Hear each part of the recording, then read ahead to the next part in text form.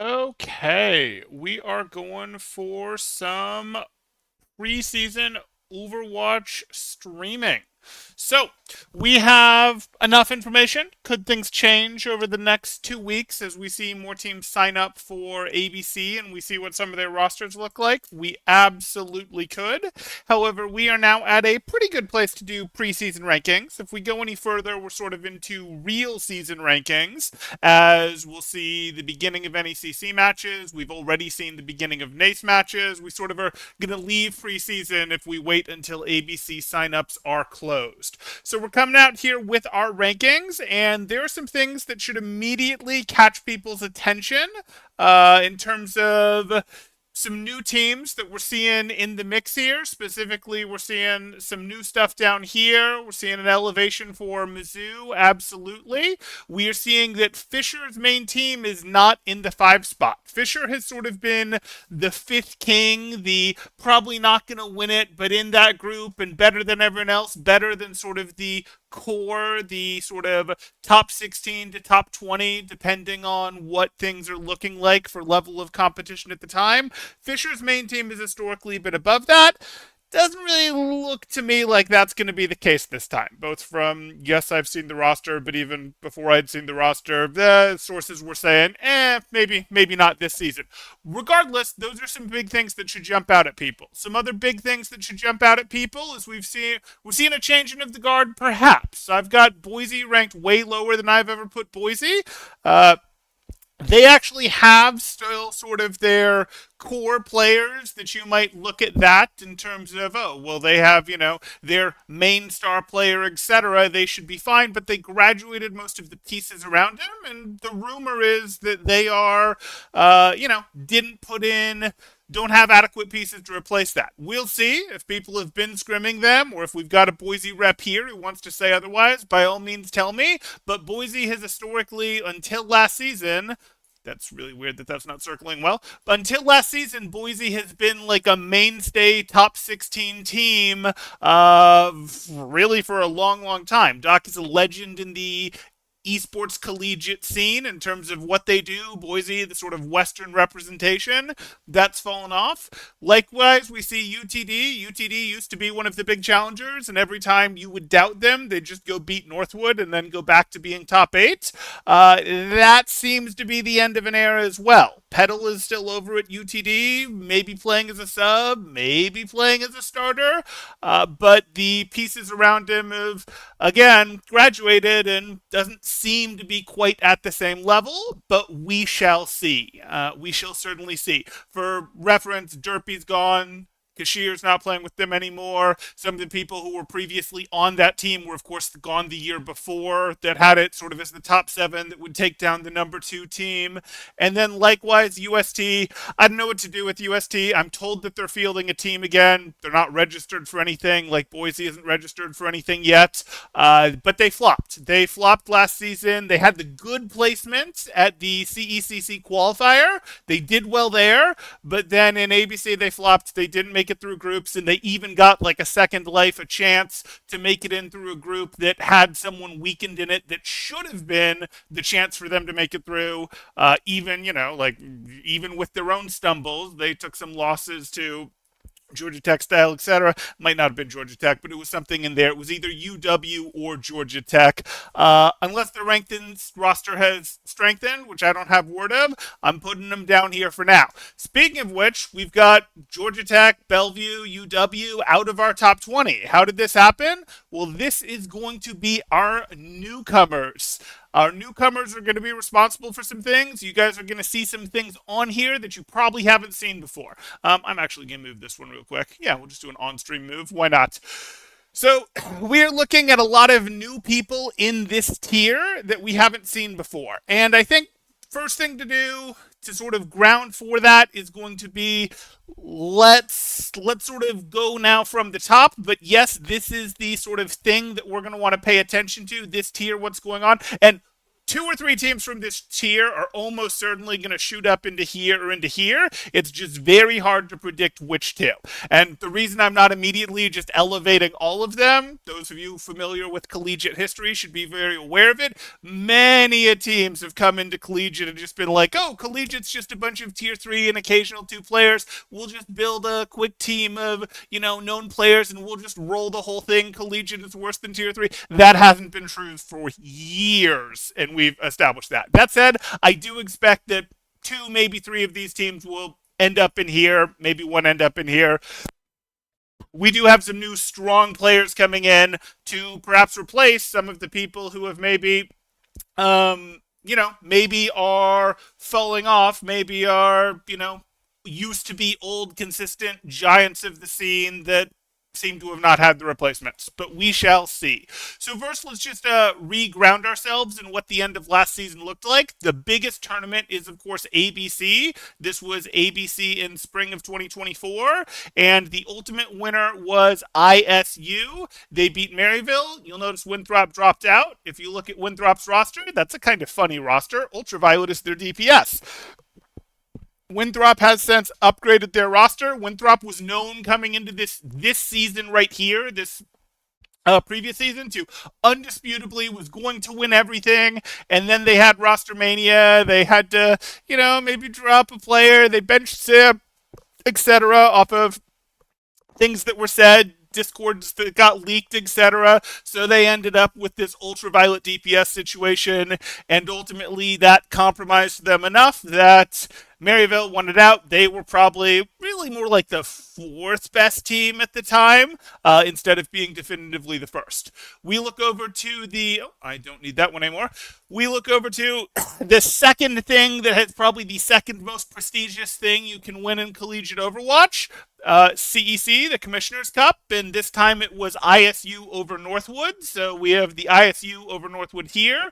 We have the ISU over Maryville here, with Maryville beating Northwood. In this one, we saw ISU took out Maryville, so maybe Northwood didn't have to deal with that. And then we have NACE. NACE would be a little less prestigious than the other two, but one of the 4 big national leagues, the last of which being NECC. We once again see ISU over Maryville here, and then... Spoiler, I don't have NECC pulled up because there's not a good Wikipedia for the most recent one, but that was also won by ISU. So they were the 4-time Triple Crown winner. Everything is fantastic. Yeah. It's amazing. Quadruple Crown. Fantastic. Will probably never be repeated in Collegiate Overwatch. And we're marking Winthrop as the number 1 team again. I'm sorry. We're doing it. We've seen Winthrop's roster. We're doing it. There's just no choice. There's just no choice. Winthrop has upgraded the roster again. You've, of course, seen they grabbed Infected, they grabbed Drac Attack, they have Sam playing again for them as DPS. That is indisputably going to be the winner. But I say that very carefully because we have so many times had a team come in and indisputably is going to be the season's champion, and then they don't make it. We had that happen with Winthrop last semester. We had that happen with ISU when it was American Tornado. We had that happen, I think, when it was either Fisher or Northwood that came on the scene. They were supposed to, Fisher's predecessor, which would have been Bay State. They were just supposed to be the new top team, and, oh, no, Maryville decided they didn't want to give it up, sort of thing. Like, so many times a new team or a newly rebuilt or a new this, it's just definitively going to be the best, and then it doesn't quite do it. So that keeps things exciting. That said, if they didn't do it for some reason, even though they would be the heavy favorite right now, it will be one of these teams that gets the upset. So these are our potential kings right here. Then we move into the upper core, and we've got some thinking to do for the upper core. The most valuable thing to look at would be roster announcements, as well as previous results. And the best previous results would be what happened last season in ABC, that sort of thing, and playoffs and groups, etc. And we see UC Irvine maybe underperformed expectations a little bit here. I know they had some roster issues. I think they had some roster issues at the end there, so I'm going to give that a little bit of a discount. They're lower than expected placing here. St. Clair did go through and get 6, which was really the best any team could do. The best any team could do. There were a big 5, barring crazy upsets. The best of core collegiate team could do was number 6. St. Clair got that, but St. Clair does not have Tread returning, and Tread would, be known to have been their best player. Big EU tank over there, known player. Fred would have probably by most people been agreed to be their best player. He's not returning.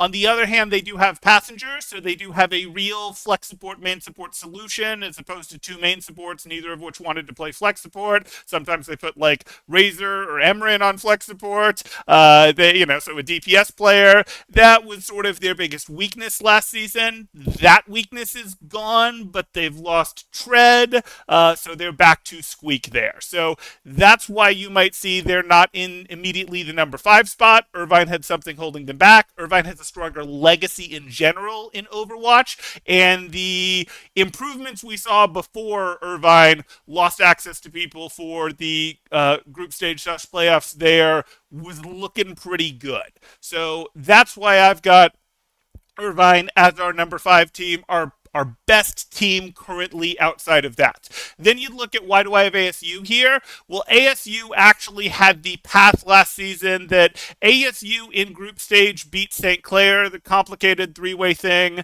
Northeastern beat ASU. ASU beat St. Clair. St. Clair took a forfeit off of Northeastern from not doing reschedules, which forced a 3-way tie where the top 3 teams were all 1-1. And then they played, Northeastern still couldn't play St. Clair schedule-wise, so Northeastern got forfeited out. And ASU St. Clair played again, but this time ASU with a sub, and St. Clair was able to eke out the win there and then run through here. Could they have improved in the week and a half between those 2 events? Yes, absolutely. But if you do then look at the similar matchup in here, Washington versus Washington, you also see ASU handled that better, and ASU could never have gotten top 6 because again, they did not have the path. Based on where their bracket put them with their path down in lowers, they were going to run into ISU in lowers. There's just no way through that. St. Clair ran through very good teams in Rutgers, in Irvine, very good teams that they had to beat, don't get me wrong, but teams that could be beaten if you were the best Omega League King level Overwatch team, if you were the best core collegiate team. So I actually looked at that and said ASU looks to be the better team, so I had ASU ahead in my rankings last season. I still have them ahead, though it looks like there's a little bit of trouble in paradise there. If we go take a look at Expert League, this is Face It Expert League, the current season. ASU underperformed here. No question that ASU underperformed here. They should have been a top 4, maybe top 5 team in this, and they got into a little bit of a trouble. Let me go find ISU with their new logo here. They dropped out to Day by Day. Day by Day has been a good team in the expert tier 3 whatever scene that has sort of been grinding along, competing in basically every We Are So Back Cup, just getting their reps, getting their experience, not taking breaks. So good on Day by Day. But then we see when ASU came down, they they lost out to Alternate Spartans there. Good on Alternate Spartans for catching that. Good on Alternate Spartans for taking them down. The simple level of individual roster talent on ASU should not have let that happen. And ASU agrees, and I understand they are now sort of separating and looking. They're playing together for Collegiate, but they are now looking separately to play on different teams to a greater degree than they did outside of Collegiate, which just means a little less scrim time together, but also perhaps suggests some, hey, trouble in paradise. Is that team maybe not going to be quite as on the same page, quite as bonded, trusting of each other as before? We shall find out.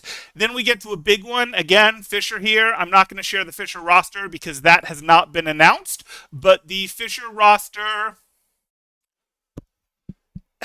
The Fisher roster probably looks similar, maybe a little bit worse than what we would have been used to as Fisher's second roster.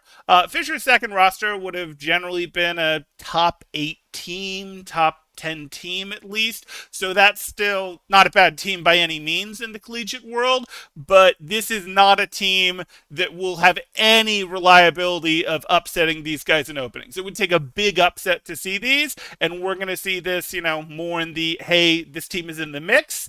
This team is just another collegiate team, just another core good collegiate team at this point. Rutgers is a little bit interesting. The things to know about them, they tend not to scrim together, but of course their star players would have been Tap and Neutral, who of course have been getting good reps in the greater professional scene.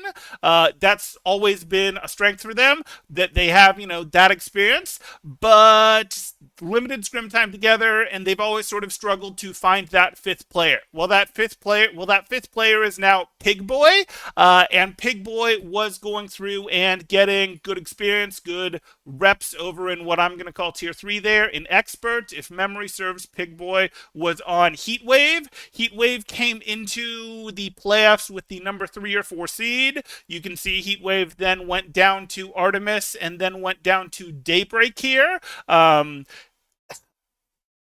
I could have seen this match go either way. I'm not shocked on the Daybreak win there. But looking at that, that is good reps. That is good reps for a fifth player. That is, hey, this is going to help this team, now that you have 5 players that are all getting good practice, even if they're not getting it together. Rutgers has been playing a little bit of we have 4 players and 2 of them are amazing and the other 2 are perfectly good, serviceable, but what do we do about our 5th player for a little bit now? Hopefully this is the end of that. I'm a Rutgers fan. Obviously, we're like 2 years, year and a half out now, but Rutgers had a season where they took down like 3 of the big 4 teams in upsets. Every time the big teams would say, oh, we didn't know they were good, they surprised us, etc. But it's like, okay, but they just beat another top-end team, literally top-end team last week. So what are you talking about? You didn't expect them to be good. You can't get caught flat-footed when you saw them take out the 2 seed last week, sort of thing. But hey, whatever. That's always fun to see. Maybe they'll actually get together and scrim some this time. St. Clair again, talked about them plenty, talked about their roster shifts in terms of Tread. Their star tank is gone, but they do have a more normal support line set up now. They have seen some graduations. Those things in total have them lowered a little bit, but still very much in this upper core tier. I would be surprised to see them fall from this upper core tier. They've still got lots of good pieces there. They have very strong varsity support as a program. I would be very shocked to see them fall any further than this sort of mid-core, core, or as I'm calling it, old guard right now. I'm calling it old guard just because of how things happened to work out here. So then we move on to Converse. Converse, unfortunately, like Northeastern actually, had a little bit of a disappointing end to last season. We can see in here that there's no Converse to be found in the final 16. Converse almost certainly misread a meta shift and then lost a match to UTD, and UTD then took advantage of that, good on UTD, and found their way into the playoffs. Converse, however, had numerous good wins during the regular season, including I'm pretty sure, found a path into here. So they had their path into this one. They did, as we see, lose to Boise there, but they were in CECC. They had their path there. They got good wins in ABC, in other leagues, be it Legends Division, whatever. Solid team. No reason to believe that they're any worse. In fact, I believe that they are a little bit better. They do now have another player, DPS player, to actually go with that team, and Converse is famous for being a team of tanks. Like, there's 4 tanks on that roster. Which of them are you making play DPS? This time they have not like a tier 1 or even tier 2 DPS player, but Converse has, traditionally been a team that would have been mostly considered, tier 3, maybe some low tier 2 players, and that gets results better than expected with that crew that works together, that has the wacky strats, that has the practice, the synergy, etc. And I expect them to do only a little bit better now with a real sort of DPS player in that last slot. Not that their previous covers have been bad by any means. They've, everyone always thinks, oh, we can take advantage of the fact that they don't have this last real DPS player, and that's not true for as many teams as believe it to be true. Northeastern, another team here. Again, they were in that 3-way split with St. Clair and ASU, where they got forced to be forfeited twice by St. Clair there. They beat ASU at the end of the last season. They had some of their good wins throughout the season, just because I can do that one off memory. What did we look at there? Win over them, win over this one, win over Bellevue, win over Blinn. They had some good wins. Some of those went the other way too, of course. Northeastern had losses, lost to Converse, etc. But another, old guard, good team here. Bryant Stratton disappointed last season. This is a good old guard team that has historically been top 16, has made it to top 8, that sort of thing. That's been interesting. That's been fun. Last season, their roster was a little bit weak. It had Proda and Manually, which was great. Those are some great pieces to build around, but they, for some reason, weren't using some of the other names that they'd previously had. I believe they are a 2-year college, community college, so some of them may have transferred, moved on, etc. But regardless, they, didn't look the greatest. They, as you see, didn't make it into the top 16 here. They did make it into the Commissioner's Cup and make it through to the bracket. That was good on them, but it was a little bit weak. They were one of the groups that flubbed, one of the teams that got beaten by a couple teams to get some previous not in top 20 teams into the top 20 sort of thing. They were one of the openings, just like UST was one of the openings last semester to get things in.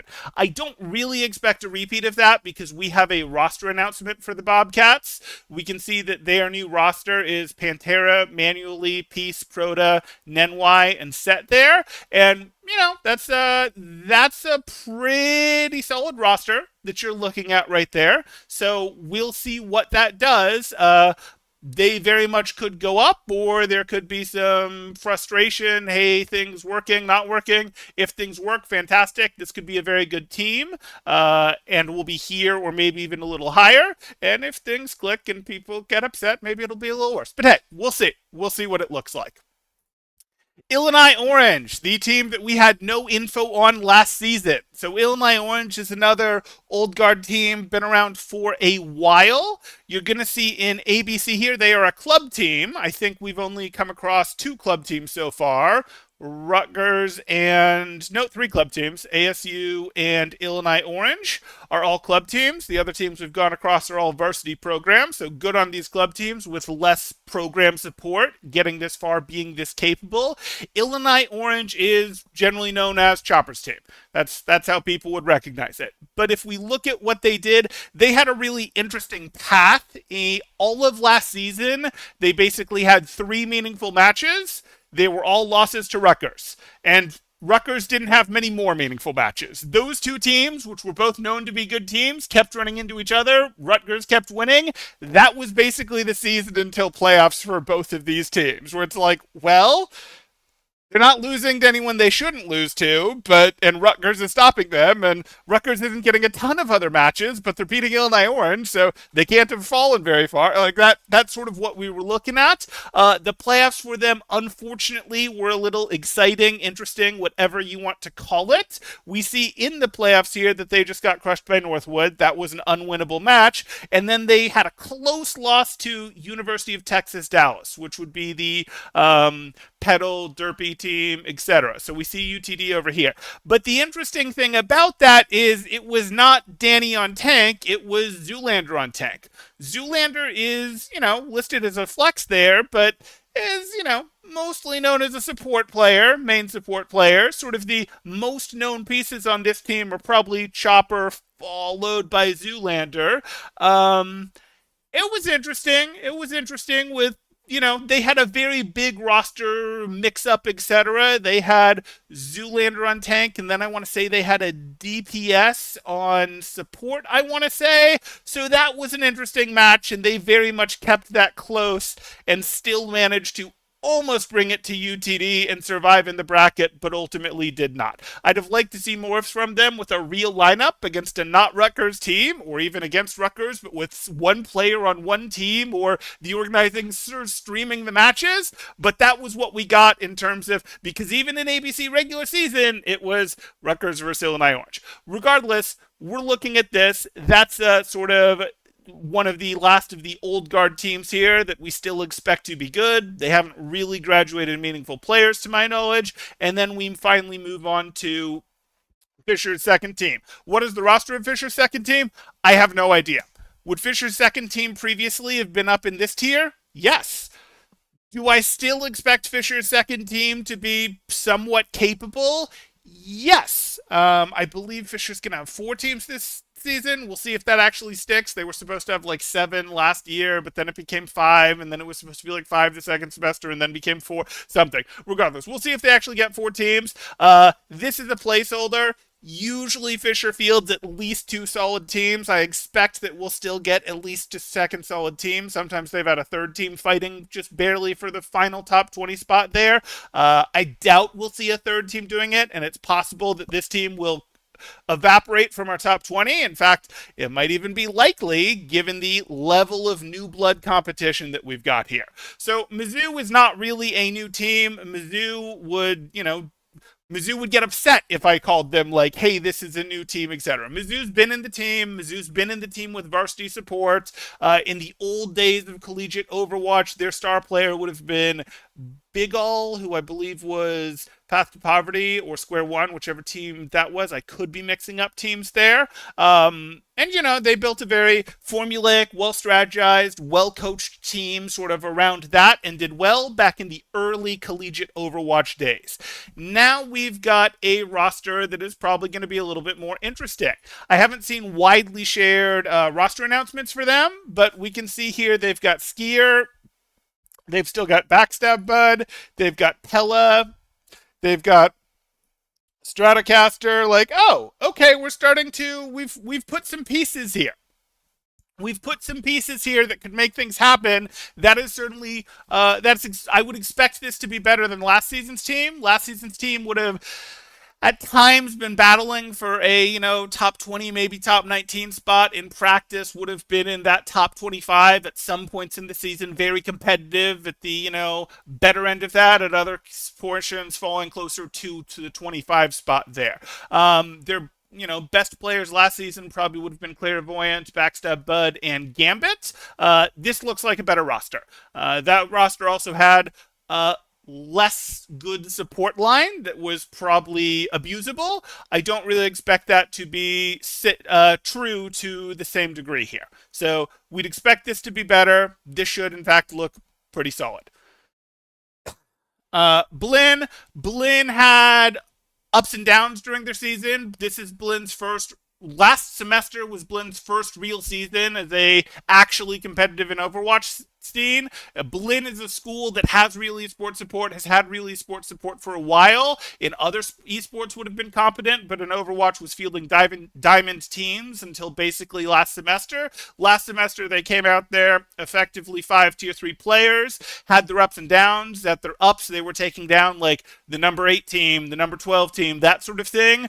At their lows they fell out of the top 20 and they missed the end here. Now there might have been something with a player not making grades or thinking, I think it wasn't not making grades, it might have been like they thought that they could drop their class and still have enough credits and then didn't, or something along those lines. I don't know. I don't need to air anyone's dirty laundry here. Regardless, they then had roster issues at the very end there, but even before those roster issues, they were receding from their highs. I don't think that team can be expected to maintain these highs. That said, if we look at their roster, it's basically 4 players that they had last season, plus a new perfectly competent replacement for that last slot. We should still expect this to be a team that has things in the mix. This is, you could say, an old guard team, but I think this is probably the right placement for it. At least out the gate here. Again, at their highs, they can very well be up here, maybe be up here. We'll see, sort of thing. Then we move on to a complete newcomer, and this would be Siena Heights. For those of you who go, who the heck is Siena Heights? That's a perfectly appropriate response. They haven't been in collegiate Overwatch. They have no accomplishments in collegiate Overwatch before now. They will be a top 20 team. I'm very confident that they will be a top 20 team. And how do I know that? Well, I can go over to Expert League, and you want to know Siena Heights' alias? Tanuki Esports. That's not completely true. Effectively, Tanuki Esports uses Tanuki Esports uses Lich and Solo Zen, and they use Lich basically full-time as a DPS, and they use Solo Zen, I don't know, maybe 60% of the time, 50% of the time, something like that. So we can say it's not quite the same players, but the rest of this team, Tanuki Esports was built from the Sienna Heights core, and these other players, other than Lich and Solo Zen, are over at Sienna Heights. In fact, maybe there's another player over there that they should be aware of too. They, in theory, have like a Pacific Contenders player. I think he's retired and not playing. Regardless, even if he's not playing, I mean, if he's playing, that would make a good substitute upgrade, etc. for Lich from before. But even without it, these guys have the coordination, the teamwork, and now the competitive experience that I expect they'll do well. And you can see here, they just won their way through into the Final Four in Expert Division, and they've had a pretty clean run on their way through here. Their only loss was to Avidity, and I would give Avidity 80%, 90% odds of being the eventual champion of Expert Division here. Avidity looks really clean on about half of their maps, like really practiced, really clean. Avidity, by the way, is the team that Pella is on, who is now going to be at Mizzou, and anyway, looking at that, I would be surprised if Tanuki does not find their way into the top 20. It's going to be a slightly different roster, and they've been practicing recently more again with Lich, with Solo Zen, so they'll need to adjust to that, but that is what we're looking at here. I expect these guys will be a great addition to Collegiate. Mystery Machine. Okay, that's an inside joke for other old heads. Mystery Machine is Pittsburgh. They registered like for 2 seasons or maybe 3 seasons as Mystery Machine rather than University of Pittsburgh. University of Pittsburgh has some interesting highs. They've usually been about a top 32, maybe top 64 level team. You know, they'll make groups in 64 things. Whether they'll make playoffs for a top 32 is a little bit more questionable, but their highest high was probably an upset over Harrisburg. Harrisburg used to be one of the big 7. Harrisburg actually used to be one of the big 2. The original 2 big schools that could win Collegiate were Maryville or Harrisburg. Those were first into the scene. Then Northwood came onto the scene. Then Bay State came onto the scene, and Bay State basically transferred its program to Fisher. Then ISU came onto the scene. Winthrop wasn't big until last year, season, whatever. So then they came onto the scene. But originally, the 2 big teams that actually had real shots at winning it, barring upsets, which mostly only came from Irvine and Utah, was Maryville or Harrisburg. Anyway, the reason I mentioned Harrisburg is Pittsburgh's previous high was an upset win over Harrisburg. That was clearly a Harrisburg program that was on its way out, that was dejected, but still very much had good recognizable players and would have been considered one of the top 8 teams. And whoa, that was a big upset for a team that was previously, maybe top 32. Now they have a different lineup. I am not cleared to share what their lineup is, but they feel pretty good about themselves. I see their lineup. I expect them to be upset with this placement and to believe that they should be placed higher when they see this, and that could totally happen. Again, this is a pretty volatile tier down here, but we do know that Glacial is over there. Call this Glacial and Friends until you see the Friends. But they have a competent lineup. They have an experienced lineup. These guys have the experience and the competence to be good, but they could also be the example of, we expect to just come in here and win because we have lots of sort of low contenders tier experience, and that's just not enough to crush Collegiate anymore. So many teams have tried to come in and be like, that'll just be enough to crush Collegiate, or maybe not crush these big guys up here, of course, but like take us to this spot definitively, etc., and it's just not. But hey, I want to see Pittsburgh or Mystery Machine make their run up. See, are they going to get here? Are they going to get here? Are they going to get here? What's it going to look like? I'm ready to see it. Lastly, we have Clear University. I don't think this is on the Okra Committee's radar yet. Little call out to the Okra Committee. Speaking of which, let me join voice in the Okra Committee in case anyone wants to hop in and join me and share their thoughts. I said I'd do that.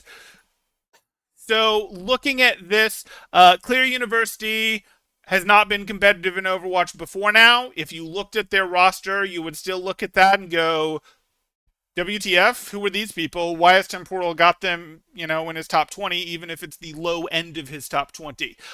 This is. Their players are going to be unknowns. Their DPS line is going to be unknowns. Their DPS line is imports, and they're good.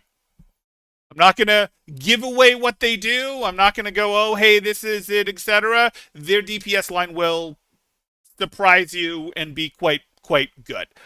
Enough to take over matches. I expect, and we've seen this before, last season, for example, when Blinn upset UTD, it was an upset, but it wasn't a huge upset.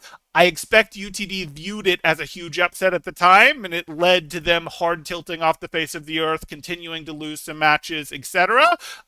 Cleary could easily do that to some of these teams this season before people figure out who they are, what they do, etc., and just go, WTF, what, we just lost to nobodies, etc. Like, Cleary could very much do this. Completely unknown players, their DPS line is good. Cool. And then lastly, to round out our top 20, we have Briarcliff University. Briarcliff University is basically impossible for me to place. If Briarcliff University runs Mari, and we do have a Twitter announcement that Mari is on the team, Mari would then be their best player. Here, I'll pull up Briarcliff University's roster so that you can see what we're talking about here. This is got plenty of competent pieces. It's got AJMR. It's got Juven. Juven is a DPS on Daybreak, who I think we just saw made top 6 in Expert Division, so that's reasonable. Jodello, that's a known name. Mari's in here somewhere. They're coached by Aspen, which was Shikigami's coach. Shikigami, made it into top 8 in a couple of WCSs there. Shikigami, was sort of riding high in some Master Division stuff there. They then came down a bit, climbed back up a bit. They've had some ups and downs, but they have some good pieces here and can definitely be very capable. My concern is if Mari isn't actively playing for them, and I'll get to why Mari may not be actively playing for them, is that these two were just not at Mari's level. These are their tank options when Mari's not playing, and I don't know if Mari is going to play full-time with them. If she does, fantastic. This should be a team that, can climb higher and get over here, maybe get up here, etc. We've certainly seen the combination of Mari, AJMR with some competent players around them. Now we call that team Valentine in the past, and that's been a mid-masters team. That's been a top 2 calling all heroes team, etc. Like, that is solid. We would very much like to see that, and that we'd expect to do better, but I've scrimmed this team a couple times, and Amari's been either not available or out competing in other tournaments at the same time, and that's fine. Some collegiate teams are going to look like that. We've seen stuff like Rutgers basically doesn't scrim, just has their players go out and do things, and they come back together for match time and trust that their accumulated practice and skills individually is going to work. That's not that unusual. There are teams that do that in collegiate, perfectly normal. Teams like Irvine, at least historically, have sort of been like, hey, go out, do your own things, pass your classes, play on other teams, and then come together and we will grind it out for a couple weeks. Bellevue's done this before too. Before competition gets serious, before playoffs, we will heavy scrim for a couple weeks, etc. And if that's what Briarcliff's going to do, fantastic. But it looks like Briarcliff is practicing more consistently without them. And it's not just, they're not fielding Mari when we scrim them. Most of their advertisements look to be, as you sort of see around there, sort of tend to be at a place that clearly they're not bringing in their star player. So we'll see if the team works okay and then they just swap Mari in for matches, or if Mari's only going to show up for key matches, or what the case is. But that's why this team is here. The truth is, if she doesn't play for them regularly or at all, I would expect this to fall more into like this territory, a full tier down here, and probably part way through this full tier down here. Yeah, Glacier is on Pittsburgh. But Glacier is surrounded by Glacier tier talent on Pittsburgh. I'll put it that way.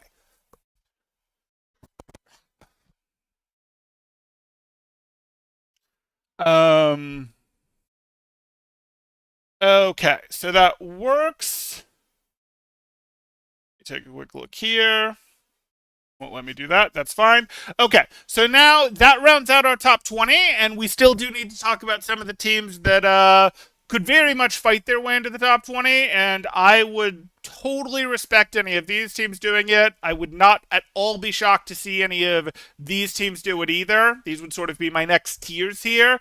We get into a couple things. Georgia Tech, it pains me to not have Georgia Tech in my top 20. They earned it with their upset wins. They got the upset win over Fisher's third team. They got the upset win over want to say Bellevue, maybe it was St. Thomas, maybe it was Bryant Stratton. They put together multiple real wins. They proved that they earned it. They're old scrim partners for us, used to scrim all the time last year. Like, it pains me to not see these guys quite in the top 20, but I think even though we've had some teams that I've sort of removed, maybe questionably removed, I don't think they can quite make it with some of the level of talent that we're coming in with, masters and top experts and very top of expert players and, good experienced together cores with lots of synergy coming into this scene. I think they're just going to get out rostered. That said, they've been playing together as a core for a couple years now. They may just say, no, you're not beating us with raw roster talent. You're going to have to do better than that. And I hope to see it because I like Georgia Tech. Then we move on to Bellevue, who is almost the opposite case. Bellevue's roster on paper Bellevue's roster on paper should be up here. Like that's where Bellevue's roster on paper should be, but that's not been the case. They've won some things, yes. They've flopped other times. They didn't make ABC playoffs last season. They have too much of that. Where it's sort of like they lost a match that was just crazy for them to lose in Nace, if I remember. In terms of what their roster is, I can probably do theirs from memory.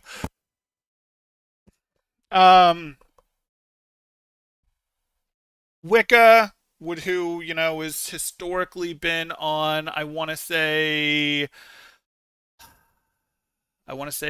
Valentine and Pip at times. Might be misplacing that second one. Main support, Karova, flex support, Stone. Stone was Pip. I remember that much. High end tracer there. Mid Masters plus tracer there. We'll call it, and then also Ivory, and then Avery. So best feature of that team would probably be its DPS line, but experienced players around them. Every slot, hey, those are known players. They're pretty figured out in the scene, etc. You would expect this to do better than, say, on paper, a team like Converse or a team like Northeastern, where you go, hey, wait, those are players that don't have mid and high contenders credits on their players. Why are they up here, etc.? Well, because actually, these two teams might have flopped and missed playoffs, but that was, some forfeit stuff and then literally misreading one match stuff. But generally, these teams have outperformed Bellevue. That's not really controversial. Bellevue is missed a lot of times with a roster that should be like, hey, what are you doing? You guys should be really good. And they're not. And this is not the first roster at Bellevue that should have done better than it actually did. This is effectively last year's roster, still their roster. In theory, Wicca's retired, but looks like she's still playing for them. I think I've still seen Wicca playing on other teams, so maybe Wicca's not retired. But the point that I'm making here is even before this core, which is like an old Shikigami core, came and played for this team, they still had good players, and they still underperformed. So maybe there's something over there at the program. Maybe there's something in the water over there. Maybe just bad luck, and this time they're going to prove all the haters wrong and go win. I don't know. UW, Washington, it had been a minute since they'd made it to playoffs like this, but they're certainly a team that we've seen in playoffs before. They were not the weakest team to make it through. They had to get an upset to make it through. The weakest team to make it through was Grand Canyon University, but they probably were the second weakest team to make it through. I guess the other arguments would be Fisher 3 or Georgia Tech there. Anyway, at the time, UTD now I think is going to be worse. And then Illinois Orange obviously was playing a substitute roster. Illinois Orange's real version is, of course, better than that. So I would look at that and I would say, hey, these guys shouldn't be doubted. If any of these teams prove to be flops, if any of these teams prove to be flops, these guys would be hungry, just like these guys would be hungry to displace them to go take the spot, etc. St. Thomas is supposedly fielding a roster again. They flopped at the end of last semester. They're always a little light on the number of things they compete in. I almost didn't rank them whatsoever, but then I was told by their manager or their previous manager that yes, they should be fielding a team this semester. And if they have all of the players that they had last semester, you would expect them to be up here in the old guard tier, and you'd expect them to, be pretty middle of it, upper end of it, whatever. But they flopped at the end of last semester. They're very light on number of things they compete on, and that team has historically not competed when they're down a player. That team has had that school has had like 4 good Overwatch players at it for years, and has just refused to compete until they had a fifth. So if they lost anyone, I'm not sure I believe that they'll actually compete, and it didn't seem like the most trustworthy information I got here. So that's where they are. Again, if we see them sign up for ABC and see the roster, they will get adjusted, but this is where I have them right now. Boise, similar story. I understand that they've still got some of their best players, but they graduated some of the pieces like Bagel that they had around it that were sort of that experienced team, and I understand the replacement are not mid or high tier 3 players like you would expect, but are instead quite a bit worse than that. That could be rumor, but I haven't seen their roster yet. They didn't sign up for NACE, and they've historically always signed up for NACE. They are the school, or at least they didn't sign up for NACE Supers. They are the school that is was partnered in some ways. They did a lot of the broadcast stuff, as I understand it, for NACE. And again, they're one of the big esports schools, programs, etc. in the West over there. It would be disappointing to see them fall from relevancy here. I hope it's not the case, but that is the intel that I have right now. MSU, solid team, didn't make it into the end of ABC. Did they even compete in ABC? But they competed in other tournaments, did fine. UTD, again, if Petal's Heart isn't in it, slash he's a sub, and Derpy is graduated, and a year previous, their old core, 2 or 3 like 3 of their old core pieces graduated, and Kashir's not in it anymore. It's just not the team that was getting upsets, once every semester against Northwood anymore and was otherwise solidly a top 8 team. It's just not that team anymore, guys. I'm sorry. Could Petal say, hey, I'm playing full time, I'm going to take this over, I'm going to train up these people around me, and we're going to be a good team? Yes, he absolutely could, but we could also talk about the state of hit scan right now, which is, of course, Petal's role, and that's not good news. Of course, this is over the course of a season. Will HitScan stay in the situation that it's in? Hopefully not. But hey, got to deal with things as they are now. Utah, Grandview, or Grand Circles. Circles work. Utah, Grand Canyon University, and North Texas had the messy group, had the free group, had the group that didn't really have 2 top 20 schools in it, and everyone knew it. And that I would have expected to then be Utah's group to take. But Utah flubbed. So that didn't end up being a case where someone got through with, the top team gets through with 7 wins and no losses, and the next team gets through with 6 wins and 1 loss. That was one where one team gets through with 7 wins, and the next team's got through. Now it's 6. I want to say with 4 wins. Maybe it was 5 wins, but they had this weird tradey loss thing. This probably isn't the direction that the circle went, where you had at least 2 losses on the team that made it through. I think you had 3. You had a weird 3-way tie between these teams. Of these, I would generally expect Utah to be the best. I would have actually expected North Texas to be the next best and Grand Canyon to be the worst. I'm choosing to put Grand Canyon ahead of North Texas right here because Grand Canyon did ultimately make it through. If you actually asked me based on my eyeballs and based on sort of history and based on those things, I'd have, again, probably said I expect North Texas to be a bit better than Grand Canyon, but hey, that was a weird three-way trade that happened here.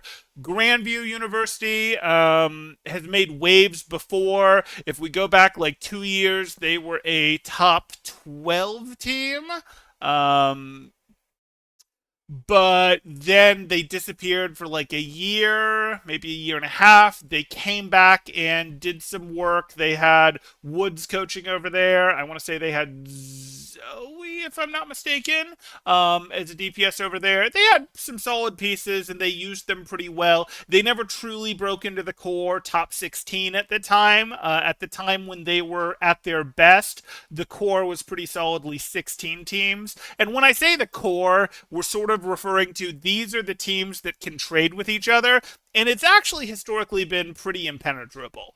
Like the teams below either the 16 mark or the 20 mark or the 17 mark just don't lose to the teams outside of it. Now, that might mean the 16 team doesn't beat the 8 team very often, but the 16 team can beat the 7 team 1 in 4 times, sort of thing. Whereas the 18 team is just never beating even the number 15 team.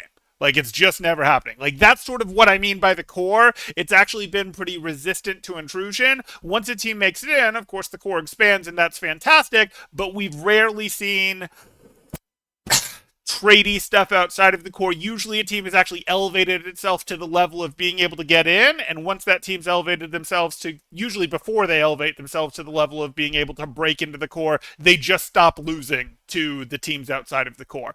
And Grandview, I believe Grandview and Iowa had a semester where they looked like that. They just could not get any wins against the core teams, but no one could touch them outside of the cores. And because they couldn't get any wins against the core teams, they weren't in the core. But that was when we had a little bit of a smaller core at 20 here, or at 16 or so there. And when I suppose it's not actually 16, it would have been like 5 through 16 because, you know, the top 4 or 5 teams, pretty unbeatable for most of the scene there. You feel like upper core doesn't really fit the theme? Hey, Ajax, how you guys doing over there? Please, Ajax, please scrim. Yes, Ajax should scrim. Also, Hedwig, get on the right account. You guys should scrim. We would happily book some scrims with you. You know, you guys should scrim. That said, I'm happy that Pigboy's getting some reps. I assume you're still getting some reps on some team somewhere. You know, you guys should scrim. What do you mean, how did I know it was you? Iron Man getting some reps? Iron Man is becoming a bodybuilder now. Okay. I hope he's enjoying that. Bellevue is the same team as last year. No, they really didn't. You say Bellevue had the GOATs in their ABC division. I don't think that's true. I don't remember who was in their group. I think their group looked like a death group, but if you knew the inside story, you knew that they were in there with like a Blinn. I don't know if it was Blinn, but like they were in there, for example, with like a Blinn, an Irvine, and then a King, or maybe a Boise and an Irvine and a King. They were in there with like, there was like 4 teams fighting for 2 spots. One team was clearly going to get the spots, and then Bellevue might have been on the outside looking in, except they actually weren't because the 2 teams that they should have had to have their death match fight to the death with both had roster issues, were missing someone. I don't remember. I'd have to go look as to whether it was Bryant Stratton. It was some combination of these. I'm missing a team. Of these teams, and these 4 teams all had weirdness, roster stuff, etc. at the end of the season that at least for the group's division made them vulnerable. So it might have looked like a death group, but it actually wasn't. It turned out in the end the death group was St. Clair, ASU, and Northeastern. All 3 of those teams had it turned out in that meta, a pretty good claim to, hey, these guys might be the 6th or 7th best team, and, you know, the top 5 teams are just reserved. But we didn't know that at the time. No one knew that at the time. It was Rutgers and Illinois Orange. You guys played Illinois Orange like 3 or 4 times during the season, and we just laughed so hard because you were only proving yourselves against each other. And we knew both of you were good, so none of us were too concerned, but there were no streams of the matches because players on neither of your team stream. Most of where you were playing didn't have broadcasts because you were playing in like the Big Ten conference and then like NECC or something or an open division that wasn't being streamed. And then you played an ABC in Swiss matches and then group stage. Like, I think you might have put them in group stage and Swiss. And it was just like, come on, this is silly. This is silly.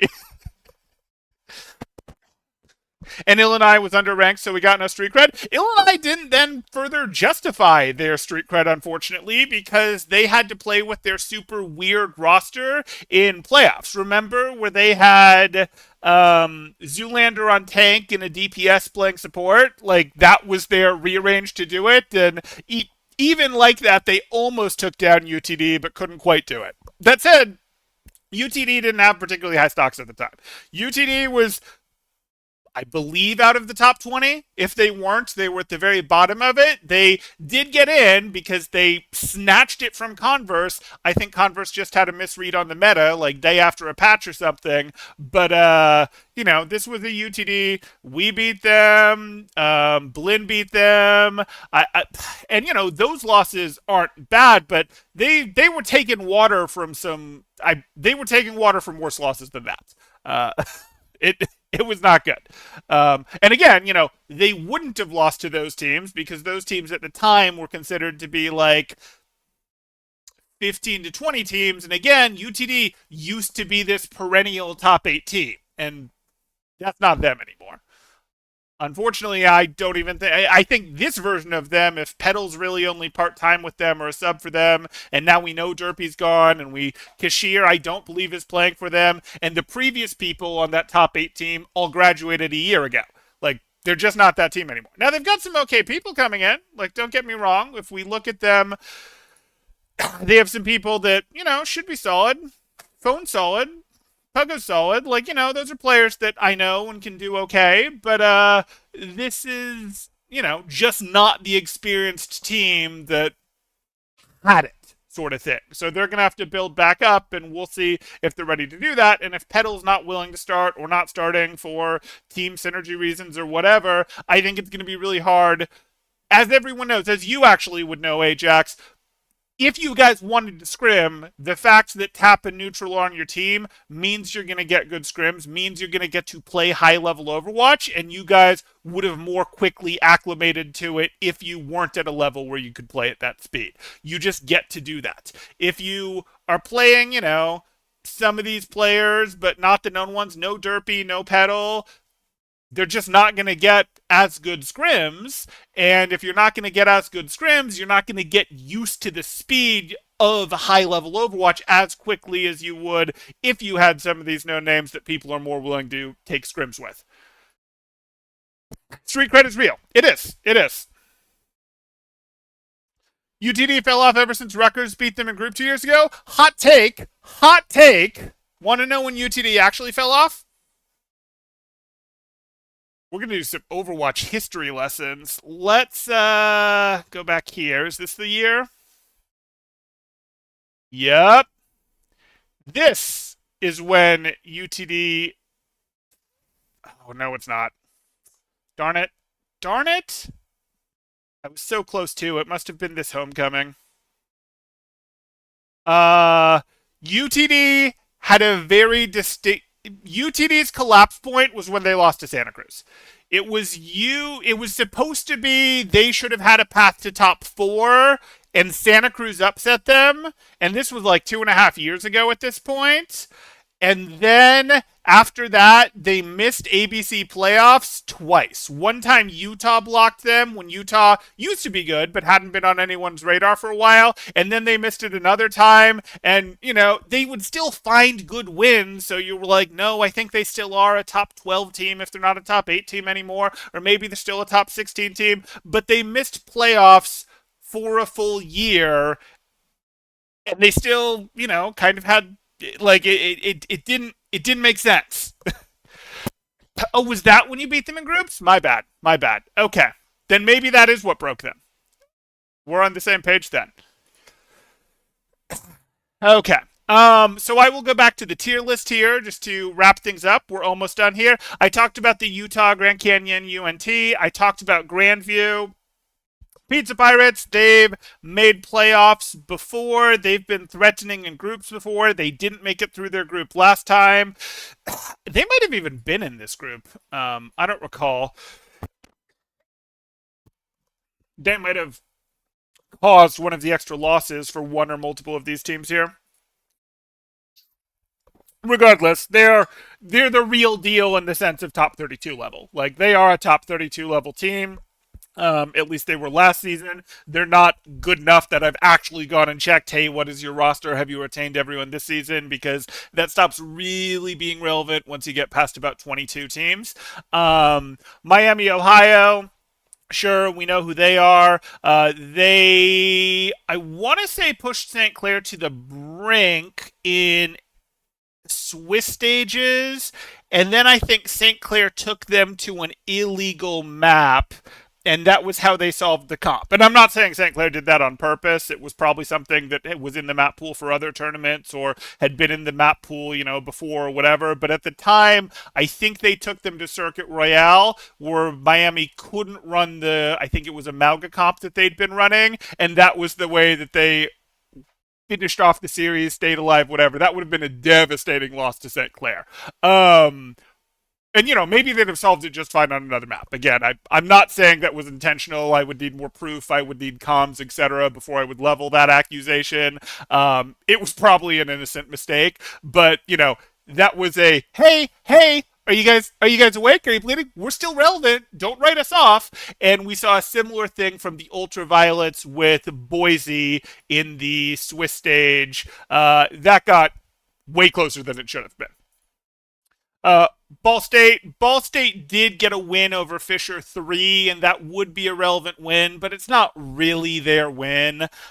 Fisher 3 mentally very clearly boomed and imploded after Georgia Tech beat them, and they played Fisher 3 right after Georgia Tech beat them, so I can't give them too much. That said, I do know they pulled a couple of the players from a reasonable expert division team as sort of new players. They've made a couple changes, maybe through graduations, maybe through whatever. Let me go back and I will pull up, because it was a season 1 team that they pulled players from. It's not going to make them a world beater, but it will be an upgrade, and it was from Rogue Wave, I want to say. They got Bordy. I want to say they got Robot. So yeah, hey, that will help. Maybe that's just replacements at the replacement level for what they were playing before. I think it's probably going to be a little bit better, and this probably elevates them a bit. And then Toronto's made it into playoffs before. Toronto, I think, has made it into top 16 before. I think they've sometimes found a weak group to do it, but they've done it. When put in those positions, they've made it through. They've been a top 20 team before. This in some ways is low for them, but all of these teams did interesting things last semester. Part of what's making this tier so crowded is the Utah, Grand Canyon, UNT, Swiss thing that's going on there. But that's what we're looking at. Are there other competent, relevant teams in Collegiate Overwatch? Yes, absolutely. If you didn't see your team, this doesn't mean I hate you. There are seasons where I would put St. Louis on here. There are seasons where I would put all sorts of other teams on here. It's just a matter right now. Here, I can probably open up my folder and see some of the. Maybe it's not pulled up quickly. There are seasons where I would put lots of, a handful of maybe 5 or 6 other teams on here. Oh, Iowa State, University of Florida, or maybe even Central Florida, or maybe even the SF Gaming Gators, Texas A&M. Like, there are other teams that could absolutely be on here. Texas A&M probably should be on here. And this isn't a slight to them. This is just me not going, hey, I'm not going to put every team that's ever been ever been top 64 level relevant. We're not really tracking to the top 64 level. We're really tracking to about the top 20 level, and then including some of the below that threats that are really top 32 level teams that can very much, are looking for openings, either could improve and surprise us, or could actually be good enough and upset some of these teams that are underperforming. Okay, so let me catch up with chat because I've underpaid attention to you guys this stream, at least until the last bit here where Hedwig and Ajax got in here. But what do we have? Deadlock pivot when? I don't think that's happening, though I did take an invite to Deadlock. I may play it with my friend group there soon. We've been enjoying more Monster Hunter World lately, though, so I don't know if that's going to happen. Oh, cool. Glacier, sure. Yeah. Keep sleeping on Rutgers. We're not going to scrim. Scrim. We'll scrim you. I'm sure lots of other teams would scrim you too. Look, I don't actually want to volunteer to be your manager, but if it gets you to scrim, maybe I'll schedule your scrims for 2 weeks and then hand it off to someone else. I think you guys have someone who would be willing to do that. I think Flavors does your picking for you. I don't want to steal his job, but the point is, scrim. I would be shocked if we'd take your scrims. Converse would probably take your scrims. France Radden would take your scrims. I bet Irvine would take your scrims. I think ASU mostly scrims 10 to 12s, which you guys might not be willing to do. But come on, you can do it. And maybe if you scrim, your buddies over at Illinois Orange, who you play every match against, would also scrim. Maybe. They won't either.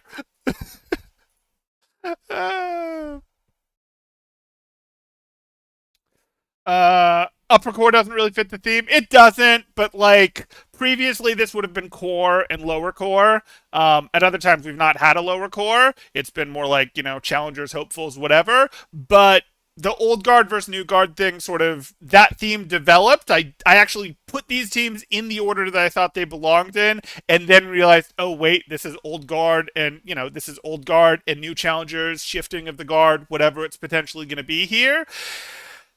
And again, I do expect some of these teams. I know Blinn. I mean, Blinn could have even been an old guard, but Blinn's really only had a semester with that, as a real team, so I think they still fit in the new guard theming. These teams could easily be better. These teams, I suppose, could easily be better. And Blinn has always had the ability to kick up. So really, this entire tier has a lot of potential upside. This could slip. These guys could get figured out. Maybe these teams have some tilt risks, etc. We'll see. Fisher 3 certainly had tilt risk. Georgia Tech proved that, but we shall see. How are they supposed to rank a team that competes in literally nothing? Right. Well, last time that was Rutgers and Illinois Orange just facing each other. It was also a lot of UST. We just stopped ranking UST, and then they went and competed in CECC. And I remember it was WTF, we know they were good enough to rank if they're competing, but they hadn't competed in anything in 4 or 5 months. Boise, I don't think, is signed up for anything right now, which is disappointing given that, their previous partnership with Nace, but maybe that dissolved when the Nace and Playfly split happened. Who knows? Doesn't look like Playfly got any of the top teams.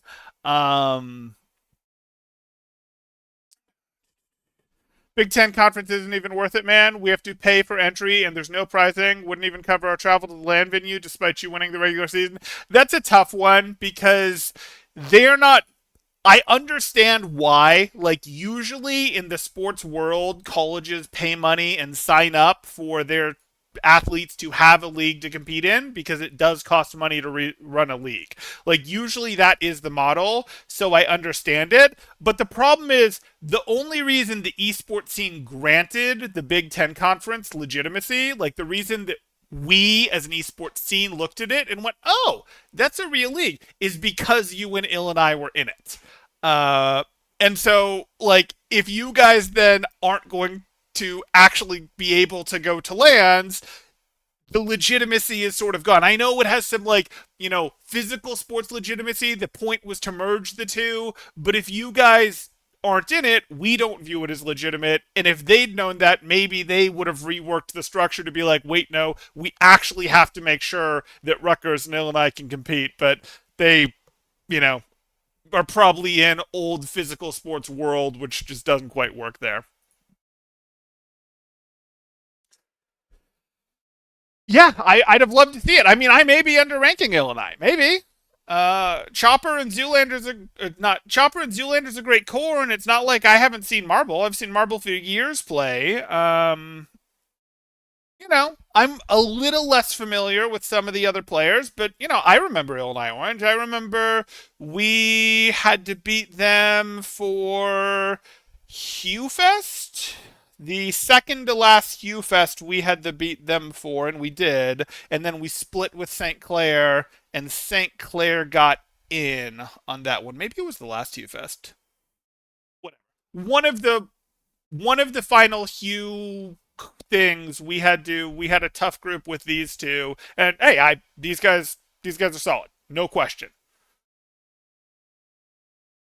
Yeah, when you beat them in groups, referring to UTD. Every team Northeastern plays against ends up collapsing immediately after. Right, so we get less street cred for it. Yeah, that's pretty much how it works. At Hedwig, we should remove Malga from the game. Whoa now! Whoa now! Then we'd have to play a different cup. I'm kidding. We're not Malga one tricks at all. It was actually funny at the Kentucky LAN. Both Blinn and Bellevue thought they could beat us by taking us to Circuit Royale, where we wouldn't be able to play Malga, and we just laughed and went, we love Circuit Royale. We get to play Sigma and Widow. We can't lose. And we didn't. Okay.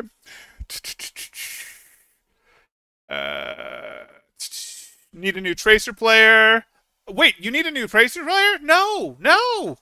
Hold on. Did you lose Mikey? Oh, after this year, you mean? We were, but now two staying for grad school. So, Hayden, you still have your entire roster, or you're saying at the end of this year you lose people?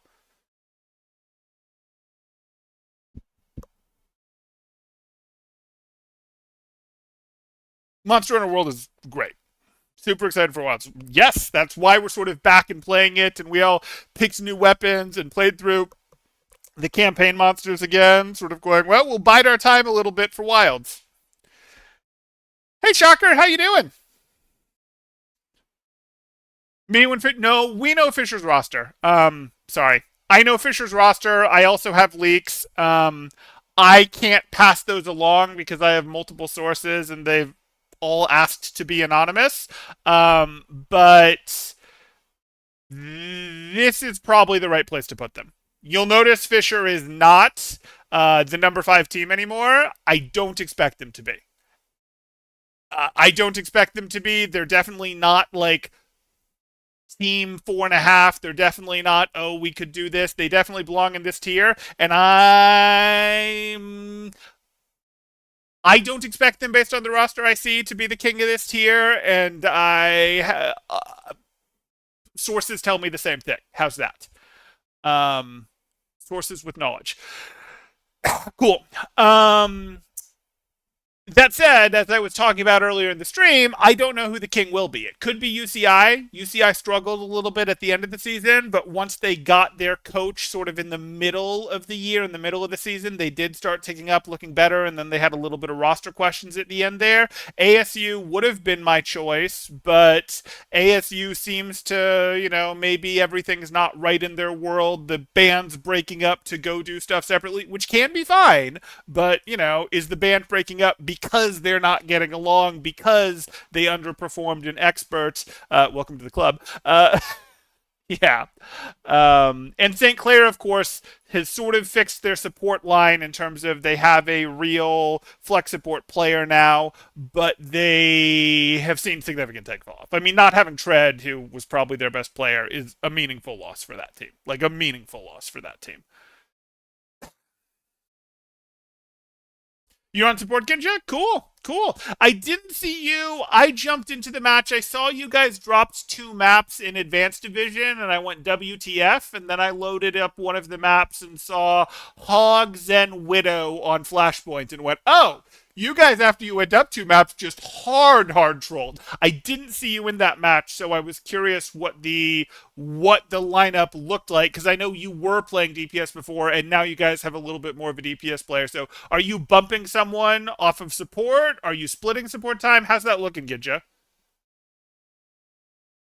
You know they lost all of their main roster. That's not completely true, but it is definitely not the roster of last season.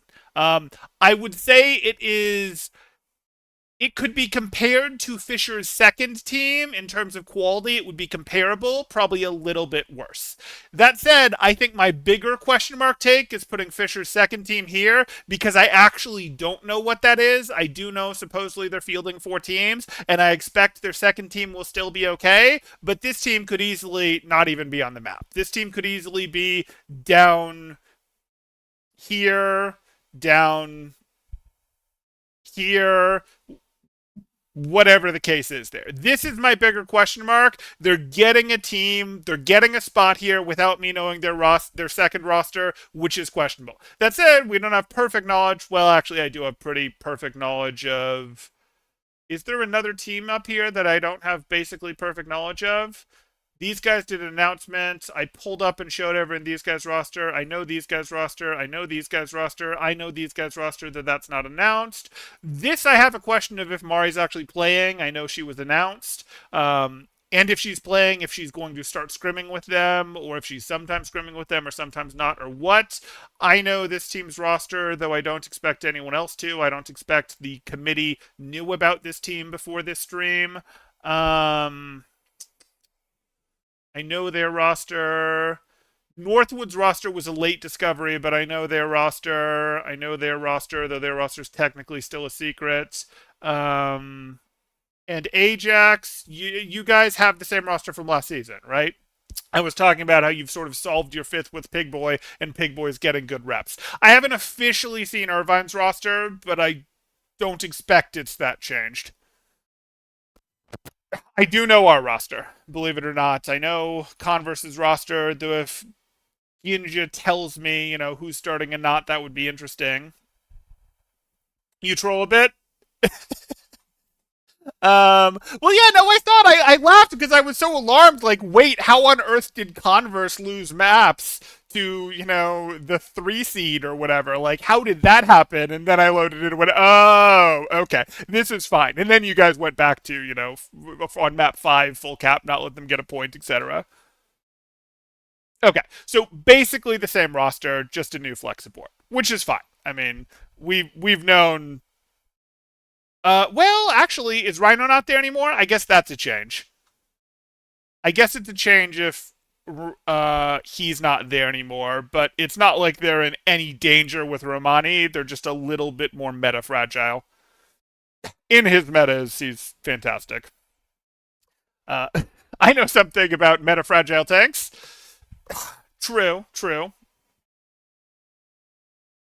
Um, cool. Inji, I don't believe you. Oh, you're mad at Carter for not believing you. Fair. Hedwig for not believing you. Excuse me. Yeah, so I know everyone's roster that I've put in the top 20 except Fisher too. So this is pretty reasonable. I also know Georgia Tech's roster, Bellevue's roster.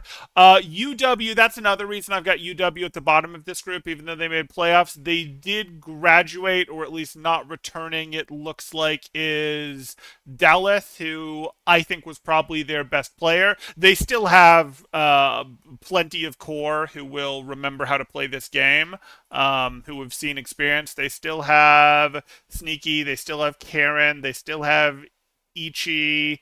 I don't remember if they have Noxian still, but they lost Dallas, and that'll hurt them. That'll hurt them. So that may be a vulnerable spot, but it's not a top 20 spot, and that's another reason why it was kind of easy to drop them out of my top 20.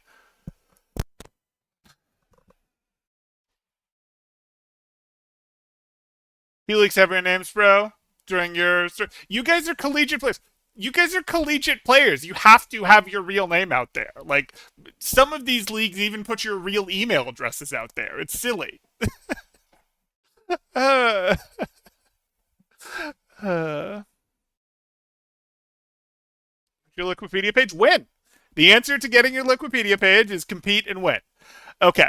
Do we have anything else here? Good to see Shocker. Good to see Ginja. Good to see Hedwig. Good to see Ajax. Um, Good to see everyone visiting, but that's going to do it for now. Again, I think the exciting place to watch is going to be this tier right here. Some of these teams are going to kick up and go up. I can almost guarantee it. I can't tell you which ones because some of them I think are a little fragile, tilt vulnerable, etc.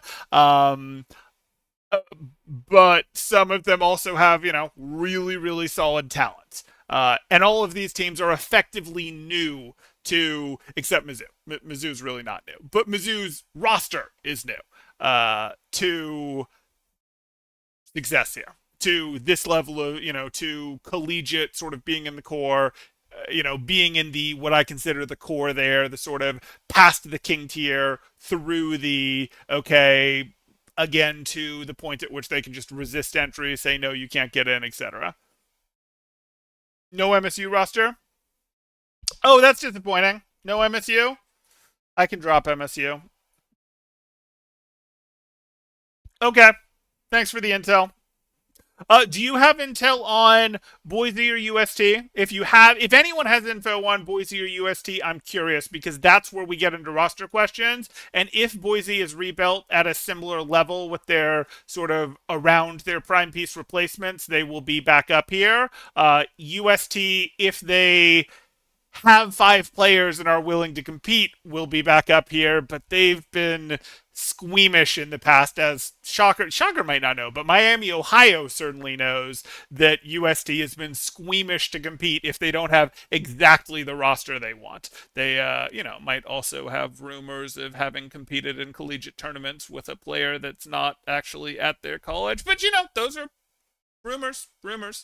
Um, in the past.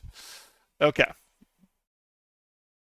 And I assume UST is the same. They always just chilling before ABC. Yeah, they're a team that does the hey, we don't really care until we get near playoffs and then we'll scrim hard sort of thing, or until we get 2 season and then we'll scrim hard and they only compete in ABC or they compete in ABC and one other thing.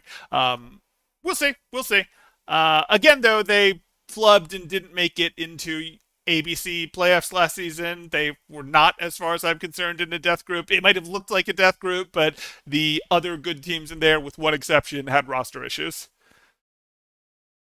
Why UNT above UN Ball?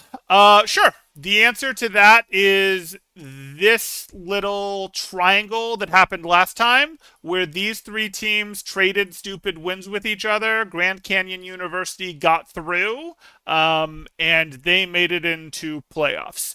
Do I think there's a very good chance that you would beat these teams? Probably this one. Probably this one. I don't know that I think you beat last season's Utah. I was shocked, quite frankly, that last season's Utah took the silly trading losses. But I have to rank them all similarly because they did, right? Like that happened. Um, Maybe you do. I mean, again, you might not have been here for it, but I was talking about how you guys had St. Clair on the ropes in Swiss and probably would have beat them if they'd taken you to a legal map. They took you to Circuit Royale for the final map, and that wasn't actually in the pool, and that was to avoid you guys finishing them off on Maugacomp because they didn't know how to do it. And I'm not saying that they knew it wasn't in the pool. Like, we're all playing in a bunch of tournaments, and they have different map pools, and it probably was in the previous season's map pool or the other tournament's map pool. But, it's tough to do. Like, it's always tough down here because, as you well know, Shocker, these teams aren't clean enough, and that's why you see things like the 3-way trade here. Not Grandview. That's why you see things like the 3-way trade here, because these teams, once you get low enough, always have flaws that can cause them to just lose. Like the core mostly doesn't lose outside of the core. That's kind of what makes it the core. When we've seen that before, we've seen that we're like the top 16 teams. Yeah, the number 15 team might beat the number 8 team only one time in four, but they can do it sort of thing. Whereas the top 16 teams, in the past have just frankly not dropped. Like it might have gotten close, but they just frankly did not lose outside of the top 16. I'd say the exceptions to that, ironically, was probably Miami, Ohio back in the day because you guys were probably the most flaky good team before UTD became the most flaky good team, which UTD isn't anymore because they're not in that good thing. But I'm talking a different era of Overwatch. Like there was an era of Overwatch when like Mizzou and Miami, Ohio were definitely top 16 teams. And hey, we could easily see that again. Mizzou's making a very good case for seeing that again here. They, went and recruited players and they have talent. Hella, etc. What was I saying there? And then we've had other eras, and that was that was probably the era when there only was 13 good teams. I remember we sort of had to round it out with like, yeah, we've had different number of core teams at different points. Bowls low-key not bad. I don't think they are. I mean, I have Toronto as my bottom team here, man. Toronto isn't a bad team either. We've seen Toronto in the top 20 before. We've never seen them make it into the core, but we've had them make it into the 20 when the core is smaller than 20. We've seen them make playoffs multiple times. Toronto isn't a bad team, man. Um, but you're ahead of them in part because you guys won a tournament. I remember. I think you won a tournament and then maybe got second in another, or maybe you won two tournaments. They weren't amazing invite lists, but hey, you won a tournament, good on you. And then you took it to, I think it was St. Clair, and New York's lead team did something very similar, if I can draw a circle, to Boise.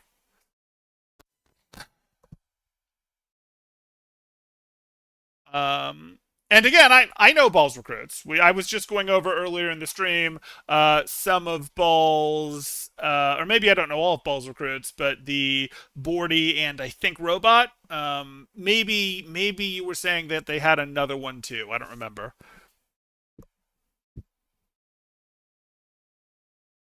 Droid, right? Droid. Okay, so there's potentially another new player.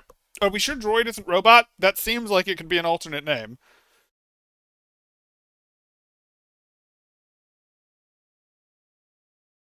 Now we got a scrim ball. I mean,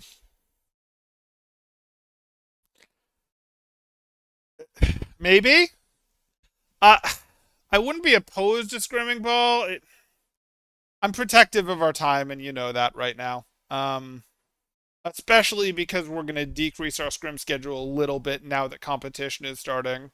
We're not going to go light on scrims like we did over the summer. That was a disaster going that light on scrims, but our scrim schedule is going to decrease to something more normal as opposed to these last 2 to 3 weeks. And I'm hesitant with limited scrims too. But hey, it's ball. I don't mind scrimming Miami. I don't mind scrimming ball, especially in the off season for ESC there. PSU LAN was fraudulent, not gonna lie. But you guys won it. Only got in because I know their team. Droid is Robot. Yeah, that's what I thought. That's what I thought. Yeah, they have Bordy and Robot. When we scrimmed them earlier in the season, when we were doing our tryouts and they were doing their tryouts, I'd have said Bordy was their best player. If Droid or Robot has put stuff together, great. But they also had weird stuff that they were doing, as did we, in terms of who's playing what role. Can they figure out who their tank is? Can we figure out who, our second DPS is, or who our, so and so is, etc. Because we were, lining up our tryouts to potentially carry us into the spring here. But hey, cool. So yeah, No one on this list is bad. Everyone on this list should probably be a top 32 team. There's more teams that could belong, that probably do belong on this list, like Texas A&M. Um, but those teams, all of those teams do get to a point at which you go, hey, everything outside of the core, or maybe a couple teams that have cleaned up their loss potential. Like Georgia Tech might be an example of this, where I don't know if Georgia Tech is again going to be able to pull wins into this, except maybe these guys. I don't know that Georgia Tech is going to be able to pull wins into that again. Great that they did last season, but I don't really expect them to be vulnerable to um, teams below them either. I expect them to pretty flawlessly defend themselves. So, outside of core, wall, whatever you want to call it, sort of thing. But we'll see. We'll see. Who's on Cleary? Nobody. Nobody. Cleary is complete unknowns. Cleary is players that nobody will recognize, including their DPS players, but their DPS players are imports, and they're probably imports playing under alt names. Their DPS players are the real deal. Um, I'm not going to spoil how they play, their strategies, whatever, but their DPS players are the real deal, and they could very much beat teams up here or up here. I don't know that they could do it twice, the same team twice, but they could beat teams up here or up here if teams don't adapt to, I'll say, their teamwork quickly enough. They have the talent in their DPS line to cause a couple upsets and perhaps create a tilt like UTD hard tilted last season, because like what we're losing to unknown sort of thing.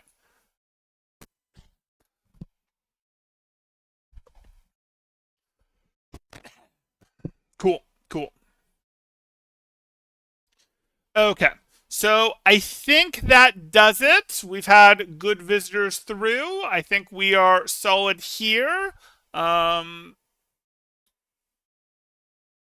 you would probably put Yo on ball above who? Above UNT? Oh, UNT, yeah, I talked about that. Again, it's really the result of the three-way trade there. I have UNT in theory at the bottom of that three-way trade and Grand Canyon in the second place, even though Grand Canyon won through. I, I've I've seen better results out of Utah at other times. That said, again, this is the case of these teams in this tier, perhaps with the exception of these three, or perhaps with the exception of these five, because these two could easily go up depending on rosters. But this tier is always, it's just not clean enough, and it causes vulnerabilities. It causes them to, hey, they might be able to do pretty well, and then drop to a top 64 team sort of thing, because whoops, we just don't know how to handle Sim Bastion Rhine TPs. Or okay, we're playing well, we're doing great into the Malga, we're doing great into the Ram, we're doing great into the Winston. What, we have no idea how to play into Wrecking Ball. Like, teams in this tier have big enough exploitable flaws that they will get taken effectively, I will say. And that's what has always made this tier hard. Very similar to Expert. I think that's very similar to Expert here, where these teams mostly have big enough flaws. I think that's not true for the top four. I think the top four teams are, well, Shrimp Squad's not really practicing. We'll see if that changes. But I think we're. Oh, who won? Did Daybreak or Day by Day win that? Day by Day. Yeah. Okay. I think these top four teams would all cleanly be in the collegiate core level.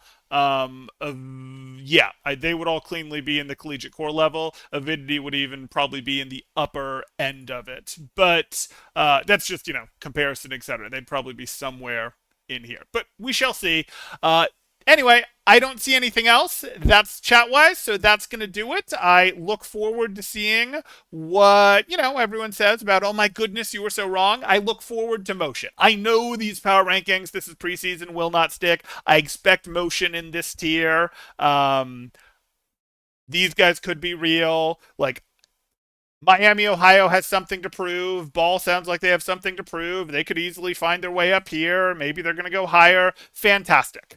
Looking forward to it. We've got a fun season ahead of us. I'm excited to see new blood, both in terms of, new talent on these teams, some new talent over here. Like I'm excited to see some, because at the end of last season, we had shakeups in Washington, in Georgia Tech, in Utah, I'd say, but I guess Grand Canyon. That's going to make some of these other teams hungry because things have gotten a little bit stale where we only really had one or two newcomer a semester, and most of those newcomers were either something like Winthrop, where it's just like, okay, well, yeah, that's just silly, or something like an Iowa or a Grandview where they actually can't quite break in, but they can defend themselves against everyone, below the core bubble, or the core or whatever.